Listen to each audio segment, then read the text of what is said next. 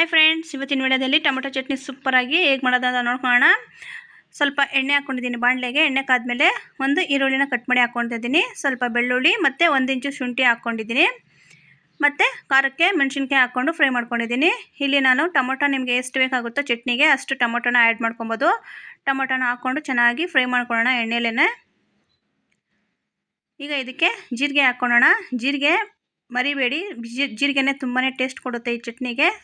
ಮತ್ತು ಹುಣಸೆಹಣ್ಣು ಹಾಕ್ಕೊತಿದ್ದೀನಿ ಹುಳಿಗೆ. ನಿಮಗೆ ಹುಣಸೆಹಣ್ಣು ಬೇಡ ಅಂದರೆ ಚಟ್ನಿಗೆ ಹುಳಿ ಜಾಸ್ತಿ ಬೇಕು ಅಂದರೆ ಹಾಕ್ಕೊಳ್ಬೋದು. ಸ್ವಲ್ಪ ಉಪ್ಪು ಆ್ಯಡ್ ಮಾಡಿಕೊಂಡು ಕೊತ್ತಂಬರಿ ಸೊಪ್ಪು ಮತ್ತು ಪುದೀನಾನ ಆ್ಯಡ್ ಮಾಡಿಕೊಂಡು ಚೆನ್ನಾಗಿ ಫ್ರೈ ಮಾಡ್ಕೊಳ್ಳೋಣ ಸಾಫ್ಟ್ ಆಗೋವರೆಗೂ. ಈಗ ಇದಿಷ್ಟನ್ನು ಹಾಕ್ಕೊಂಡು ಚೆನ್ನಾಗಿ ಆರಿಸ್ಕೊಳ್ಬೇಕು. ತಣ್ಣಗಾದ್ಮೇಲೆ ಸ್ವಲ್ಪ ಕೊಬ್ಬರಿ ಫಸ್ಟೇ ರುಬ್ಬಿಟ್ಕೊಂಡಿದ್ದೆ. ಈಗ ಕೊಬ್ಬರಿ ರುಬ್ಬಿಟ್ಕೊಂಡ್ಮೇಲೆ ಫ್ರೈ ಮಾಡ್ಕೊಂಡಿರೋ ಟೊಮೊಟೊನೆಲ್ಲ ಹಾಕ್ಕೊಂಡು ಮಿಕ್ಸ್ ಮಾಡಿಕೊಂಡು ಗ್ರೈಂಡ್ ಮಾಡ್ಕೊಳ್ಳೋಣ. ಗ್ರೈಂಡ್ ಮಾಡ್ಕೊಂಡಿದ್ದಾದಮೇಲೆ ಅದೇ ಬಾಣಲೆಗೆ ಸ್ವಲ್ಪ ನೀರು ಆ್ಯಡ್ ಮಾಡಿಬಿಟ್ಟು